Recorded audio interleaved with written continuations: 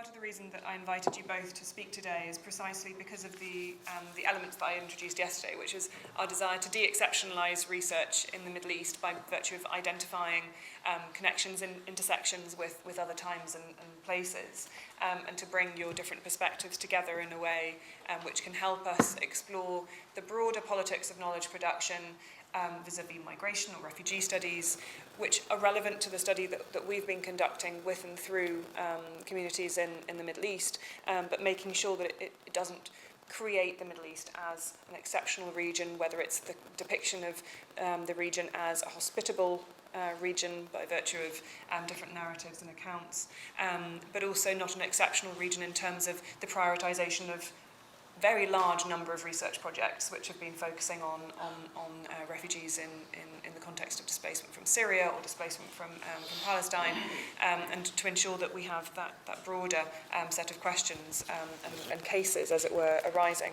And what strikes me from both of your presentations is the echoing of certain terms which you've used, and in particular this notion of the ethics of responsibility, which you've used in slightly different ways. But you've also both used, in Sari, you referred to the demand for more research, but there's no change in spite of this research. And Patricia, you've raised that question of when is research actually necessary. So I wonder if we could start with that question. When is research actually necessary? By and for whom?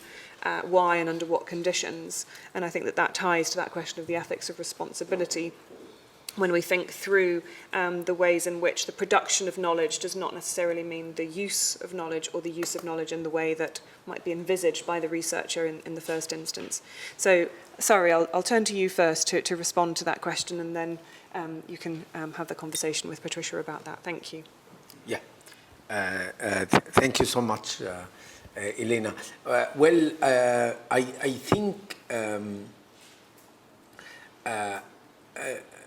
I think donors community. I will talk about politics of research vis-a-vis Palestinian refugees in Lebanon, where I notice and even I was invited about a close meeting to say where the search will go, and I beg them not to do any research. I mean, at certain point, I felt, for instance, let me give you a little bit of the context. After many meetings with the Arab host officials about Palestinian refugees convened by Chatham House, Lebanese government decided to do Lebanese Palestinian Dialogue Committee, an office attached to the Prime Minister. And in fact, they created not as a dialogue committee, but as a monologue. It's what I call Lebanese monologue committee. I mean, there is no Palestinian. They never ask any Palestinian. There is no employment for Palestinians. There is even to be part of it. So you have a Lebanese body who keep asking for research, and you have donors community come to feed more and more on research. And every time you have evidence, and they ask for more evidence. And this is where my idea about this empiricism tendency of, So I think when you don't have a will of change, sometimes you request more research. So yes, a little bit of cynicism by saying this doesn't mean that there is emergent issues coming, like when Nahr al-Barid destroyed, for instance, the whole community find itself again and again displaced, as you said, Elena, about this perpetual, etc. So need a lot of assistance. So this is one thing I want to say. The second, that if we conceive the research as action research, I think this is where I think for when we deal with the particularism of refugee community, we need, our ethics of responsibility is to do action research. It means that to be sure that there is something post delivering our research, and so this is in a nutshell what I'm thinking. Thank you. Patricia. Okay. I think I'm going to be a cynic as well and say that I agree with you. It's a rationale for deployment of funds. It's a rationale, it's just research. Well, I'm not saying all research, but a lot of the research is done to justify the deployment of funds. In the same way, the research exercise in British universities, we have what we call research, or whatever it's called now, assessment exercise. It's about how government distribute funds to universities, and they use research as a basis for that. And I think by and large, that's what happens in a lot of these contexts. So if you want to give more money, you can't just say, oh, well, these people are suffering, things are, we can see that they're suffering, they need money in these areas. It's very obvious. But how do you justify that to your donors? So it's almost like an accounting issue, as opposed to thinking seriously about the needs of the people. I think research, I agree with you, research, action research could be, I suppose I would want to see research more action, but I suppose solidarity research that will actually make a difference to people's lives. And that's when research is necessary. But I think that research comes out of engagement with the community. It doesn't it doesn't come necessarily from outside. If we want to bring about fundamental change, you have to find out what is happening with the community, and you have to have that dialogue in order for that to happen. And in many instances, in the context that that I've been working, there's been a lot of research, but very actual dialogue with the community, because and also the research doesn't necessarily bring the different actors together. So the research is done independent of the state, independent of you go into the community, you collect information. That might go to the state, or it might go to the international actors and so on.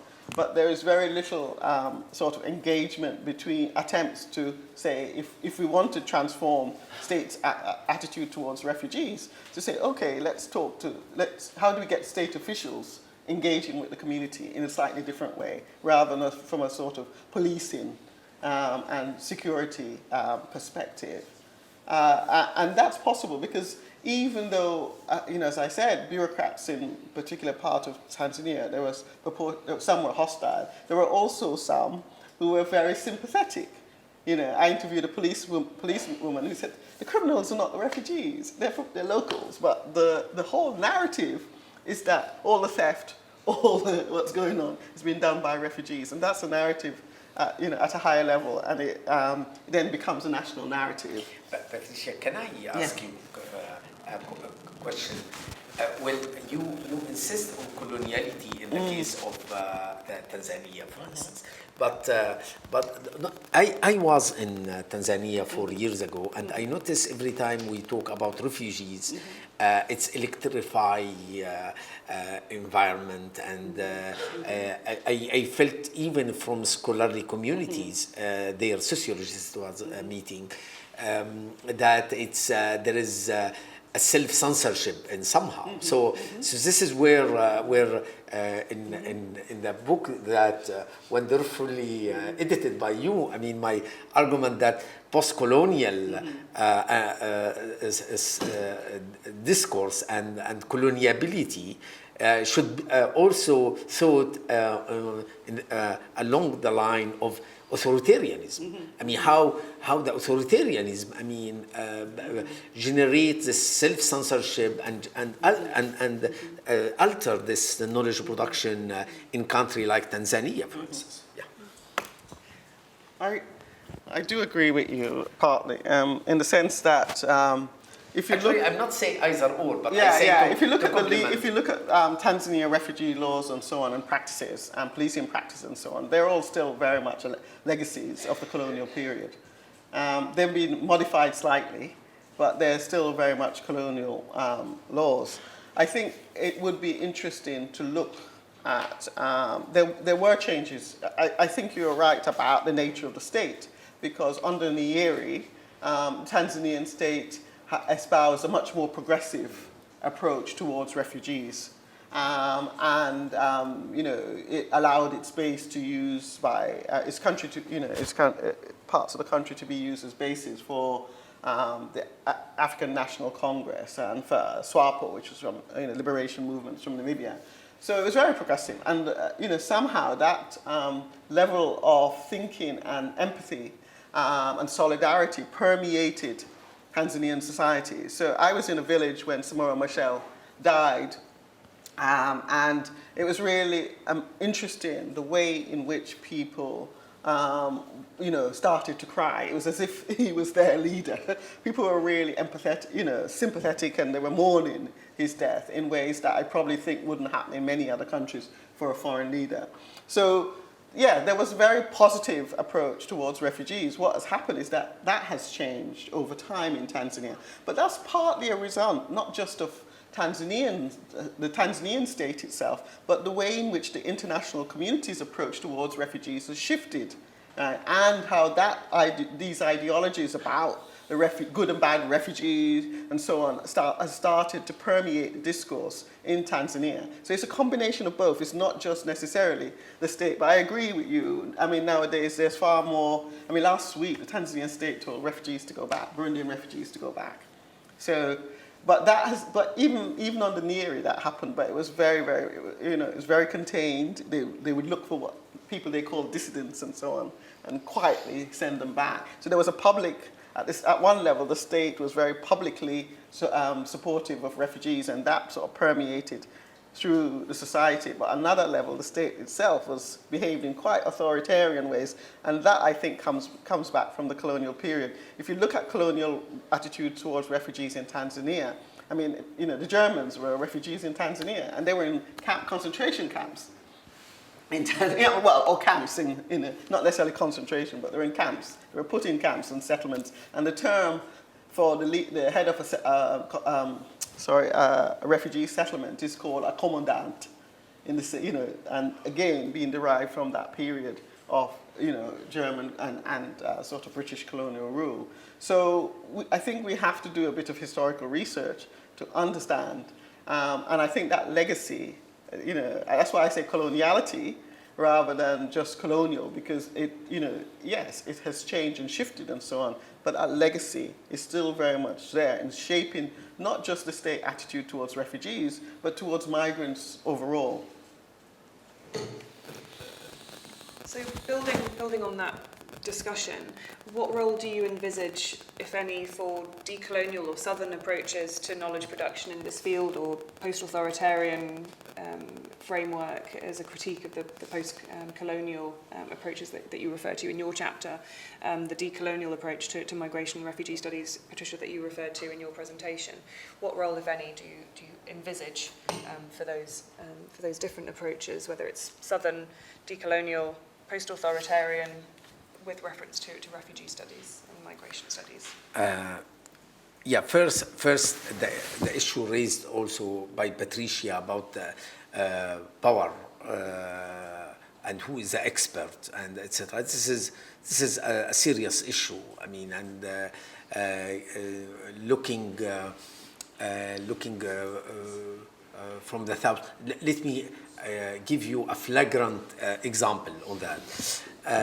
Not necessarily on refugee issues, but in the first book published about the Arab uprisings was by Jeffrey Alexander. It was almost, I would say, 1 month after something like 2 months after the starting of Egyptian uprisings. It was miraculously out, so I bought it quickly, and reading the introduction, Jeffrey Alexander mentioned that This book is based on analyzing tweets only in English.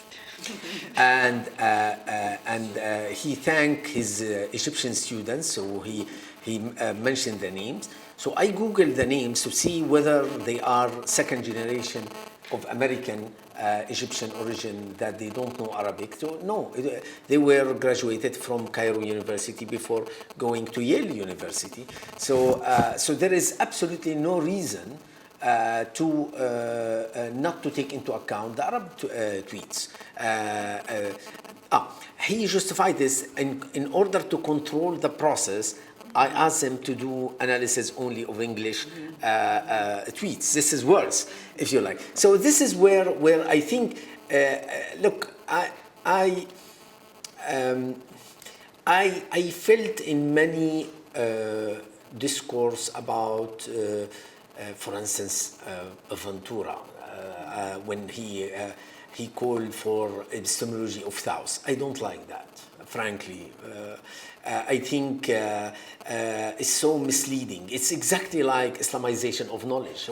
I mean, they wage a war, say, we have a specific episteme with specific ethics, etc. And then say, okay, let's look, and maybe it's, you converge in many aspects, and it's, you don't need. And this is where I think we need to be careful. We need to be extremely sensitive to the question of power. Okay, so this is Patricia absolutely right, including coloniality, and in a sense of Alejandro, the Peruvian, or the late, who died a few months ago, in any coloniality of power, where he showed the coloniality in different levels, including when become inside of the society, if you like, how the structure, colonial structure, the historical one, become embedded in different elite formations, etc. So I think we need to convey this issue of South and North, but in intelligent way and not in biopolitics. And I don't want to replace historically Western hegemony by another hegemony of those who think that they who believe in mythology of uniqueness, and this is a big problem. So if you like, sensitivity to power, but more circulation. I want to see circulation without biopolitics. Yeah, great. Yeah, thank you. I think you're absolutely right. The geopolitics of knowledge production is something that has to be addressed. It's really, and I think it's really resilient because it's about, obviously it's really about power. And I know in African context, African scholars trying to, there are considerable attempts by African scholars to shift this geopolitics of power. To make sure, to have, for example, academic conferences on the continent rather than in the global north. I mean, what's a practical thing, actually, well, it's a politics again, that is enabling that shift is the inability of Africans to get visas to come to attend conferences in the global north. And they say, why should we, when we can have a conference in the global south? Or in Africa, rather than, why should we, waste so many, $300, $500 trying to get a visa, or, when we can, go next door and have a conference or have it in our own country. So that is, the racism, and I think it's racism that is informing a lot of this sort of policies around visa.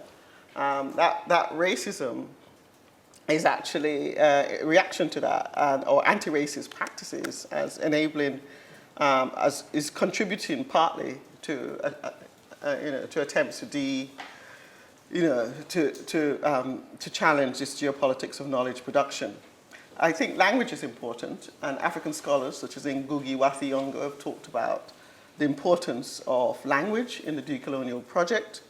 And Ngugi is obviously a writer and has written novels in his own local language as opposed to English. But language matters. If you can't communicate, it's really difficult in many instances to communicate the sentiments. Depending on the type of it's really difficult to communicate with people if you don't understand the language and in terms of or unable to reproduce research in a language that they can understand. And I think we tend to dismiss it, including myself, because I don't speak many local languages. But in the context in which I do research, and we tend to dismiss it. We use translators, and we hope that's well. But often, I think we have to realize how serious it is, and and look at attempts of building up. I don't like the term building capacity, but encouraging, local, young scholars to join, to join our research projects, who can do that work, that language work that is really needed. Biopolitics, I think we have to address it, and we can't ignore it. And the only way we can move beyond it, which is what you want, is to address it. And in many contexts, certainly in research in Africa, it's not addressed at all. And the power relations are very, very real. They have implications, not just financial implications. The whole geopolitics of knowledge is partly supported by that by the biopolitics. And so I think, the problem often is that, in many instances, scholars in the West are very reluctant to do so because it makes them vulnerable. Because we sit and whether we consciously or unconsciously go with, and when we go to, certainly, and I'm talking about the African context and the places I do research, we go with a certain degree of power, right? That we're aware of it. We know we can exit the situation. And that's powerful, because most refugees can't exit the situation, and we also go, and we know, and even though I'm a black person, in fact, one of my respondents wanted to meet, I was trying to arrange a meeting, and he chose the most expensive hotel in Dar es Salaam. And I just told him that I can't afford it. We have to go, can I come to his, I said, actually, I didn't say that. I said, could I come to your house, and he lived really far away in the suburbs. It took us about 2.5 hours to get to his house. But we went there, and he was really pleased, and they cooked a meal. And he said, I said, why did you want us to meet in the hotel? He says, I thought you were a black Mzungu. And Mzungu is a Swahili term for a white person. So that's when we relaxed and started to have a proper conversation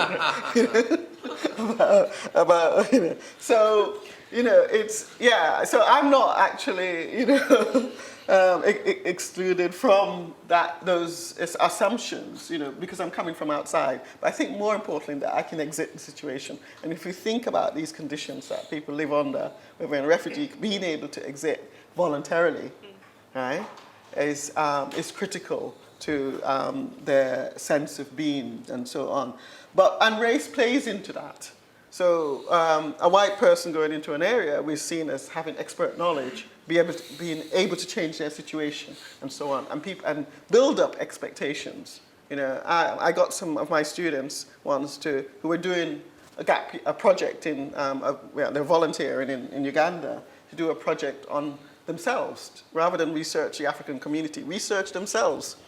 And they felt very, very vulnerable because their whiteness, they felt burdened by whiteness in some extent, because there were all these expectations about them being wealthy because they were from Oxford or whatever, and other things, and they couldn't deal with that. So I think, white people can unburden themselves, right? If they recognize that, if they decided to acknowledge their whiteness and not just the privilege, but also the problems that it brings for them, especially, if they're interested in solidarity and changing the situations of people. Thank you. Thank you both so much. We can now open the floor to questions. Professor Barber, once the microphone is with you. Wonderful. Thank you very much. It's been a really interesting session and raised a number of issues which I think have been a platform, at least from what I heard yesterday and today. So I have a few issues. They're not so much questions. So if you want me to hold back, I can hold back. And please. So I think, we spend a lot of time asking who is telling the story, and I think that's a very important issue. But also, it's as important to know what a story is and how it is told. And so we tend to think that by liberating the voice, which is significant, we learn a great deal, we do, but then very often we treat the voice ethnographically. And that is, I think, a real problem. It takes us back. It's a kind of condescension. So the narrative structure is as important, if not more, because it is the mediation of the voice, and it is the self-reflection of the voice. But that is extraordinarily important. And if we go back just to the session yesterday with Philippe and his very interesting talk about the lady, I forget her name, from where was she? From Mauritius, yes. Now there, much of it was about who tells the story, and it is important to have that. But we've got to, it is patronizing not to study the narrative conventions of how stories are told. Otherwise, what you do is you entirely appropriate the notion of the story back into a very Eurocentric model about the given authority of the storyteller. I am not. I may be the most oppressed person in the world, but simply by knowing who I am, you cannot really read the story I tell until you know the convention. So I think it's often a misguided thing. It seems to be a very liberatory thing. In my view, it's a very limited. It's a good thing that it happens, but unless you have the analytic of understanding the power, the signs, the semiotics of the telling, the conventions of telling, you don't get the proper sort of collective sociolect of the talk. You get a kind of much more individualistic, empathetic, sympathetic, soppy, I'm giving people voice. That's the most patronizing thing. And here I take the Fanonian, as I do in many parts of my life, but I do take the Frantz Fanon sort of, he doesn't talk directly about it, but I think that. The second thing I find very interesting, just as a humanist, listening to the social science, the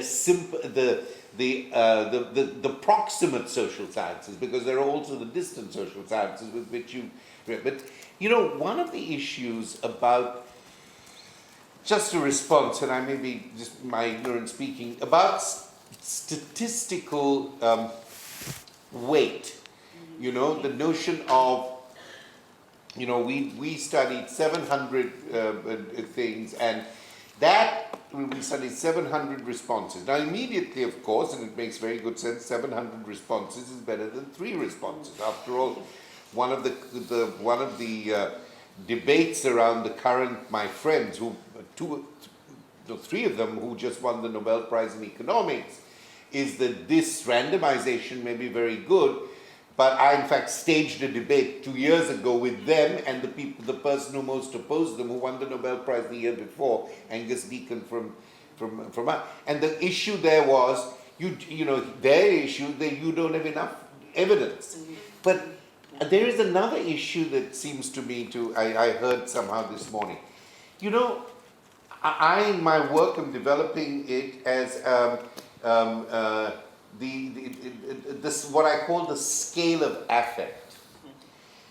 So that with the scale of affect, A-F-F-E-C-T, then this is what I'm writing about not yesterday, I didn't speak about it in the context. And so the issue is this, that even though there may be an overwhelming weight of statistical evidence, that, and you're absolutely right, Sari, that the numbers of migrant seekers, of asylum seekers has dropped, why at the same time can you generate a whole sense of panic around it? It's not simply ideological manipulation, which is how we tend to think about it, or media manipulation. It is the fact that the new technologies of communication are very clever in this, that they have understood that politics is so much more about affect than it is about the rationalist argument, with which people, frankly, the rationalist instrumental argument, people are fed up of it, fortunately or unfortunately. That's why, sorry, I must control my language, but that's why a dash like Trump can keep playing these manipulative games, this absurd, it's saying things which are so out of the whole gamut of political discourse, and can still get people listening. So it seems to me that this came up once when I did a thing with my wife Jackie Baba and Michael Ignatieff about the whole refugee issue, and the issue there was, out of the 7,000 people that the American state, of 7,000 asylum seekers that the American state processed, only 3 seemed to have some kind of ISIS connection, distant and not important, but they had something. So the idea on the left, and I accept it, is we should stick even stronger to our principles, and 3 is not a number. But that was the week when 6 people in Paris were able to shut down the city, and 2 people that you couldn't even find in Belgium shut down Brussels for a week. And a theatre director said, so a friend of mine, small experimental theatre, my theatre is bust. So there is a scale of affect. It doesn't matter if it's 3 or 5. There is a way of, and it's not simply manipulation, but there is a way of actually creating a sound system, a huge sound system of political thinking. And I think that it is the concept I'm developing, is called scale of affect, and I think that's important. The issue of universalism, if I might continue, cut me off. The issue of universalism. Well, one thing, Sari, it's perfectly possible to have a teleological, historical view. You can write a history, as you say, which is perfectly teleological. So you can write a history about the development of ideas and the translation of those ideas, as you suggested. It doesn't stop you from being a teleological account of that. So I'm saying historical accounts can also be teleological. If you want to disrupt, and this is why yesterday I just talked about in the political context about the use of surrealism by Benjamin. Now that is a disruptive, that is a very controversial thing, but it's a completely disruptive. But you can have, as you were saying, Sari, with respect, you can have a whole historical account, which is as teleological, even if it's historical. And I think just it's a distinction, I just thought we should think about that. Eventually, then there are two final points. One, intersectionality. I'm doing a research project on the global humanities. Does it even make sense to talk about it? Does the word global have any purchase or not at all? So it's a very provocative thing. And we did an African workshop in Cape Town, but people from all over Africa. We just did one in Buenos Aires, people from across Latin American continent. And we're doing more of this.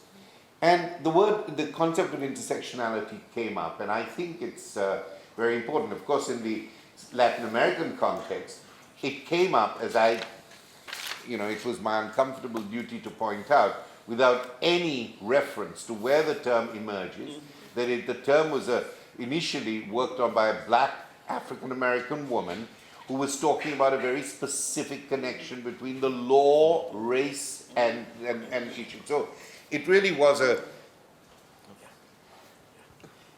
You need to... I need this? Closer. Yeah. Oh, this thing. Okay. Both of them. Sorry. Oh, sorry. So now, the point, can I just ask you for your help? I feel that intersectionality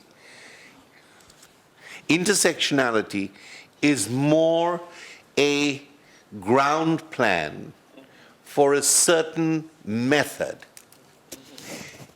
Of course, it comes out of an African American experience of trying to think about diverse elements becoming part of a constellation, an analytic constellation, right? That's, I think, a reasonable description of it. It seems to me that there is another step where the objects of knowledge that we deal with are not just simply described by intersectionality, but by the interstitiality that emerges from the intersectional. It is what opens up. It is after the method of intersectionality that becomes more the normative direction and of knowledge formation.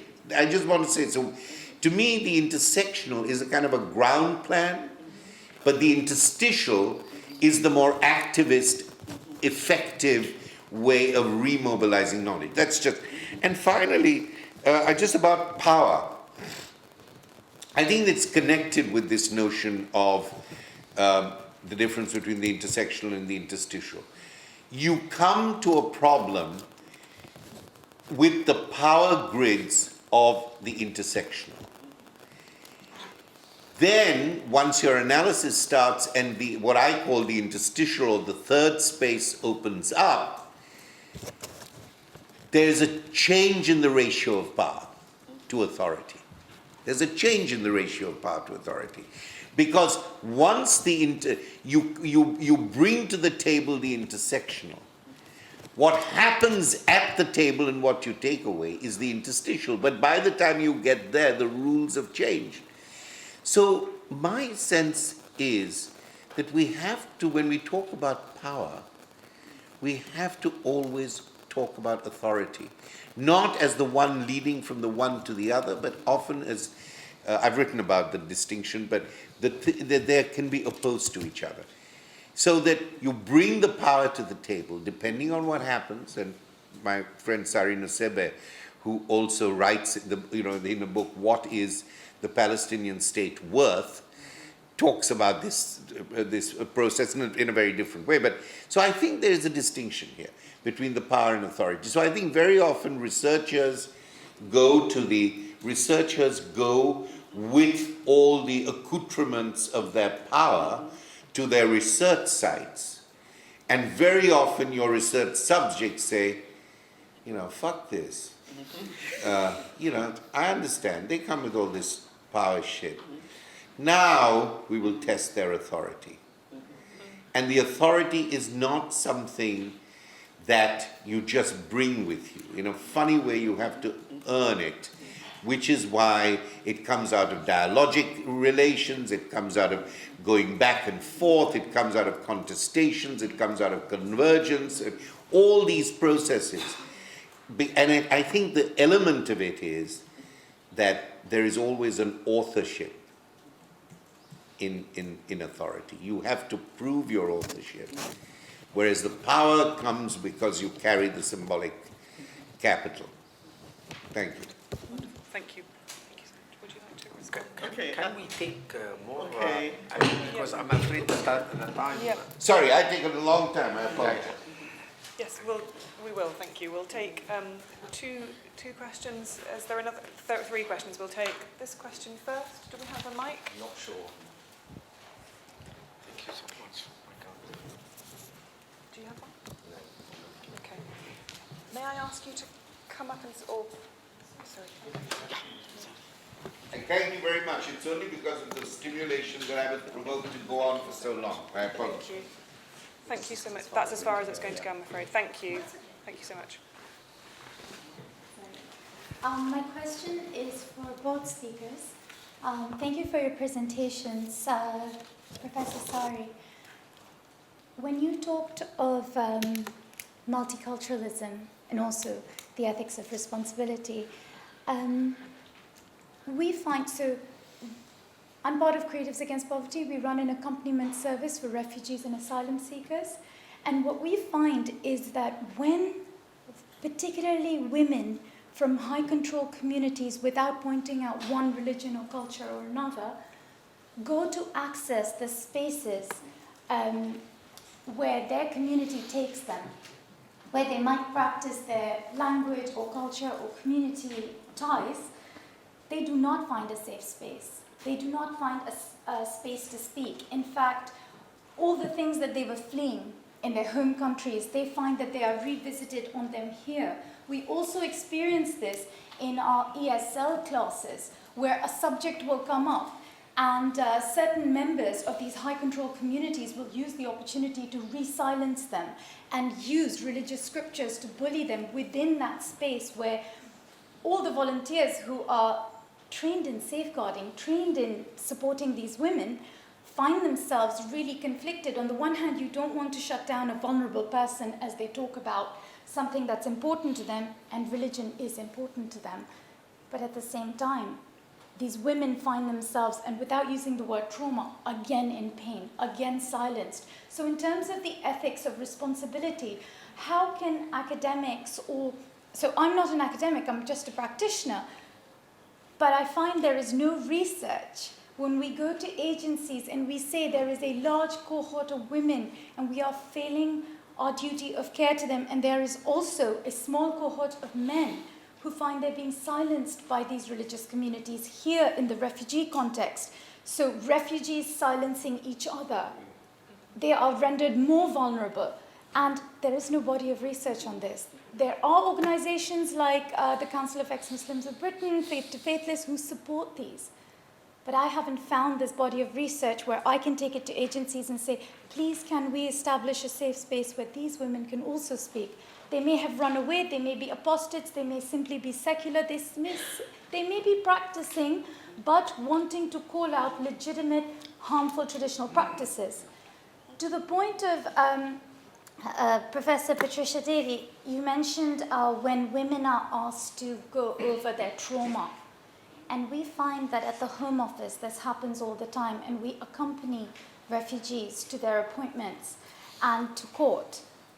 And often, the translator may be from their language community, but may also hold religious views.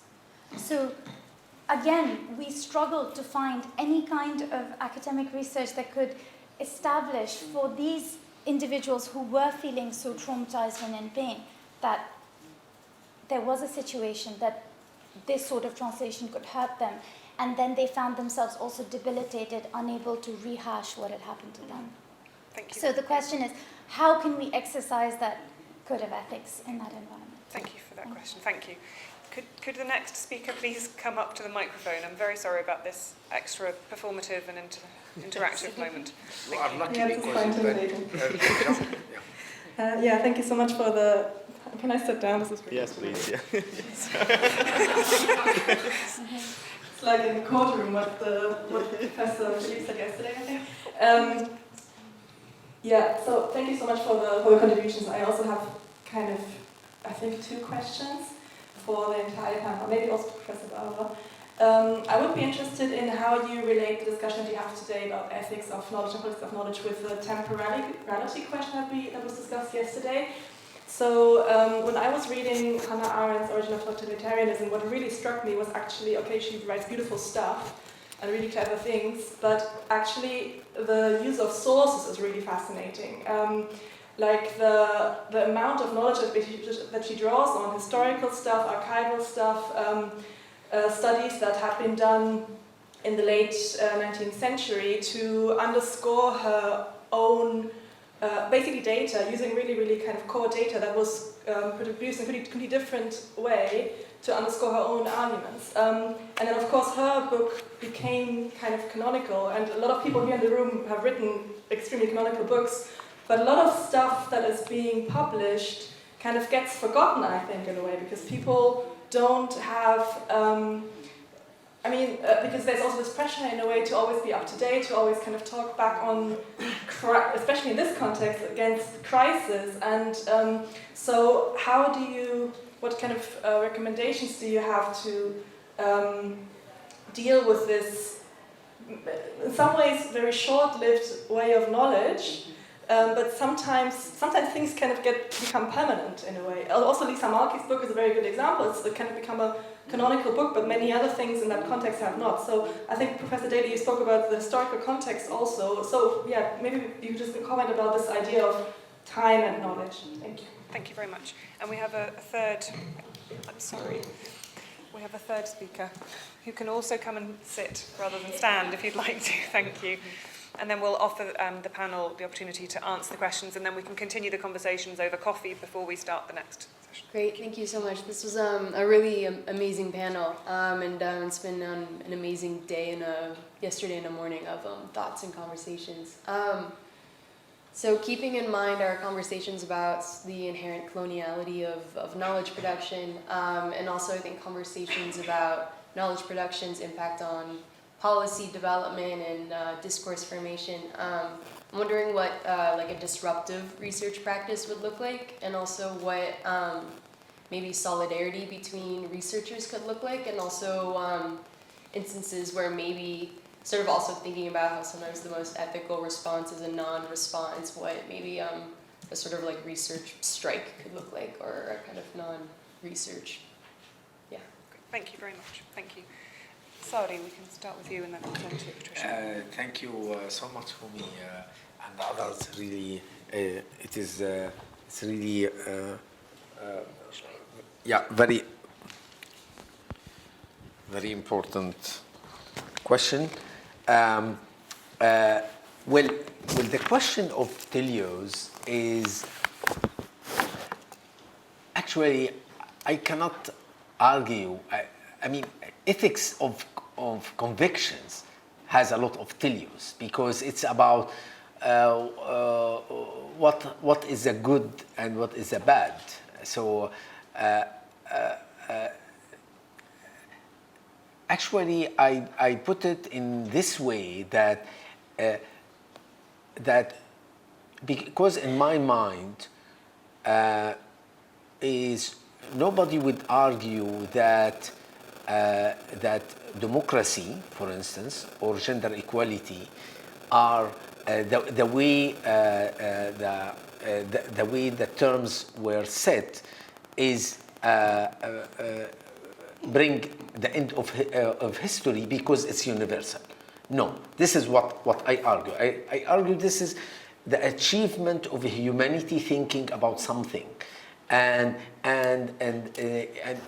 there is empirical evidence about it, and we may change it later on.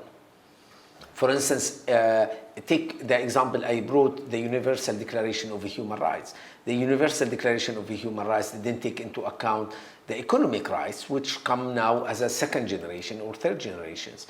The sexual orientations as a rights. So this is what I mean by that the teleo by itself is not universal. Can I just say one thing there? Yeah. I'm sorry. So Yeah. let me just say just one thing there. Yeah. So what do you then say in a situation where you have the notion of democracy, but Adorno says, for instance, I'm more worried about the fascistic tendencies within democracy than I am about naked Nazism. So my question to you, so when you think about the telos, when you think about the normative, there are always these counter currents running within it, which is exactly why the teleological doesn't work. Or Universal Declaration of Human Rights. I'm not talking about second generation and third generation rights. You're absolutely right. Nobody can formulate a convention for all time, and that's why we have these, that's fine. But within the Universal Declaration, you look at the drafting papers, and you see the various things that were elided. The Russians wanted a much more materialist notion of the subject. The British said no. The Indians said we will have no mention about caste in the Universal Declaration. If you say that, we're walking out of the road. So I'm saying even in the construction, if you read the Travaux Préparatoires, you begin to see all the compromises, and the compromise I don't mind, there will always be negotiation and compromise, but it's the erasure of the dissonance, it's the erasure on so many issues in the drafting of the declaration. The whole idea of of the central concept of dignity. The Chinese said we want this particular notion. They said no, we won't have that. So finally, we get this porridge. Not even steel-cut oats, instant porridge that we can digest. Yeah.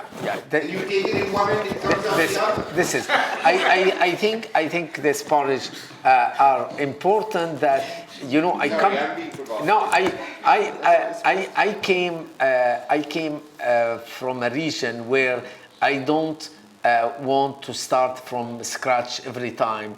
About, for instance, if the democracy, the universal feature of democracy is rotation of power, if you keep arguing that a king who are here for half or a family, it's not, there is no cultural particularism in it. You cannot argue in favor using cultural relativism. This is where universalism is important. Exactly, you need to show all this, as you said, all this complexity in the construction of what is gender equality, what is democracy, etc. But I think I need a common conversation. That I move on. I construct a model of democracy for Saudi Arabia on Syria, but I cannot by starting from scratch where people will say, yeah, we are a specific people that democracy doesn't work. Where rotation of power doesn't work, where a vote doesn't happen, things like that. I completely understand. The question is to say, like in the United States, we have democracy now, and we're going to fuck around with it. Yeah. We're going to do what the hell we want. Yeah. So I'm just saying, it's a negotiation. Yeah. So I'm very sorry to be slightly authoritarian. We will answer the questions now and move on to coffee, and then we'll come back. Yeah.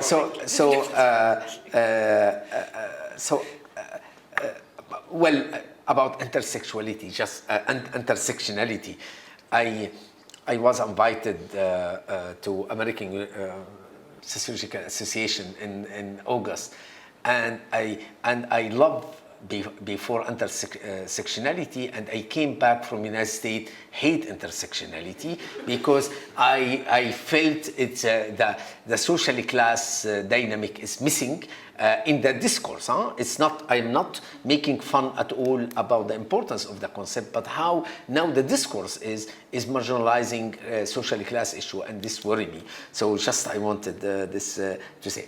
I think I will address only lack of time the question of multiculturalism. This is exactly where if you like, we need to have ethics of responsibility in dealing with issue of how to convey cultural differences and pluralism, but also universalism. And this is a big struggle, no recipe. What I can say, I can be doing a negative example. For instance, let me take a concrete case in UK. I read 2-3 things about the Sharia court, including the book of Ilham Munya Munya Ilham about the Sharia court, showing that there is many rulings are against what is the personal law in UK, and she completely asked in the conclusion to shut down this Sharia court. I think, for instance, I disagree with her conclusion. I agree with some of her criticism, because you need to see how the safety net the community brought. And the safety net, of course, you will, those who give you money to save you will exercise power over you.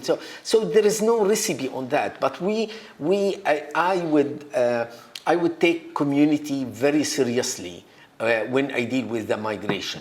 I would take church, mosque, etc. very seriously. When we deal with migration, this is so. Yes, this need a lot of continuous struggle between multiculturalism and universalism, but you need to take it both seriously. Well, I have other things, but I will stop here. Thank you so much.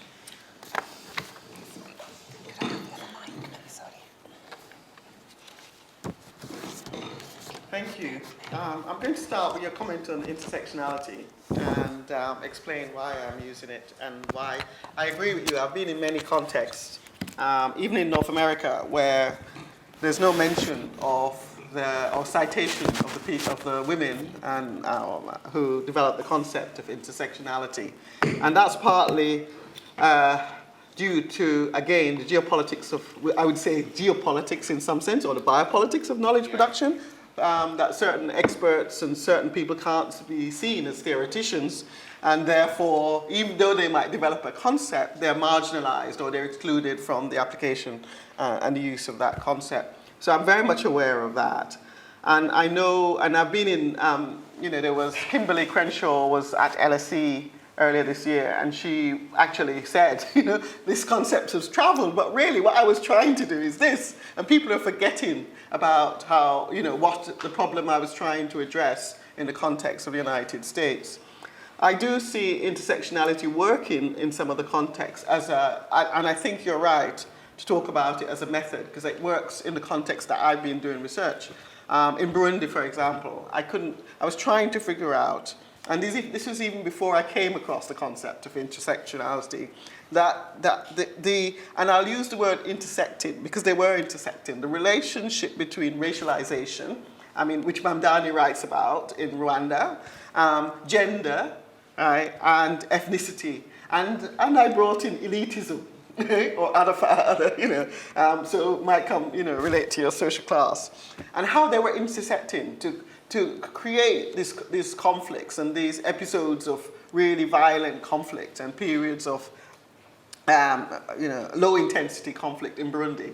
So it worked in that context, and I think but I liked your idea of interstitial is the most active part, because I think once we have understood what's going on, how then do we move on, right? So I think that's really interesting, and the issue around authority, I like that about power and authority. I think power is important. It's important to understand power, but I agree with you also want to talk about authority, and you're right. I might go in as a powerful person symbolically, but people were testing me, right? And that me going to somebody's home, and then they will say to me, "Oh, how do you know so much about our community? How do you seem to understand a lot?" And they that's testing my authority.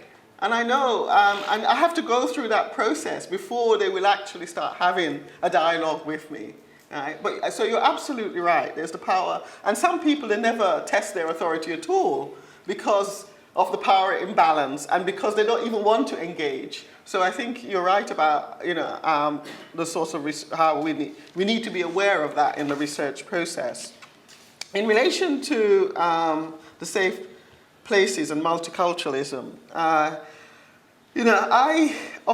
a black person in Britain, and we've had these sorts of debates within the black community when do we talk about, say, violence within the black community, or domestic violence, or homophobia, or whatever, when we have bigger struggles, the wider struggles of how we survive in this, in a white-dominated country, or a country that, in which most of us were not born in. So those struggles as immigrants, and I think sometimes you have to prioritize. And I'm ashamed to say this because I partly agree with you. You have to prioritize your struggles. But also what you have to do is to find alternative spaces for those women. And it might be that those spaces will not have funding. It might be somebody's front room or living room or whatever, right? Yeah, but eventually the conversation will start to develop and will then feed back into the community. Right? But if you start having those conversations with the Home Office, they'll use that as a way of punishing the wider community. So you have to be sensitive to the politics of how we are read. I'm sure you are, but I'm just... Yeah, but do your own research then. And you don't need, I always say to people, you don't need money to do research. Yes, it's time, but we can, as Homie was saying, you don't need large group, numbers, 3 people, 4, you don't need, always a lot of money to do research. So do your own research or find, and I'm sure it's possible to find some organization will give you small sums of money. So that's what happens, say, within the black community, is that small groups, where people met where they feel safe. Now it's starting to be easier to talk about some of these things. And it's still traumatic because we're saying, look, we're vulnerable anyway. If we start sort of, pulling ourselves apart, then how do we maintain the solidarity that we might need to move forward in a society where we are under threat all the time?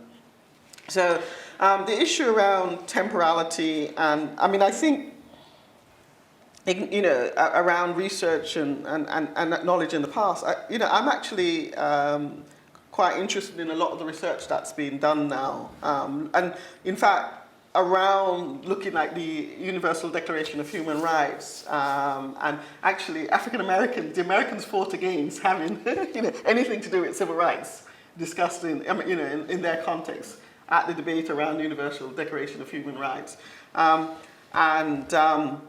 So, some of the work, for example, by Stephen Jensen, looking at the UDHI and the way in which what came out actually of it was pushed partly by some of the Caribbean diplomats who were there, So it wasn't really the North or, push. It was a struggle, and the Caribbean diplomats, because some of those countries then had diplomats at the UN, were working to come up with a definition was slightly much more progressive. So even though there were other tendencies from the global south.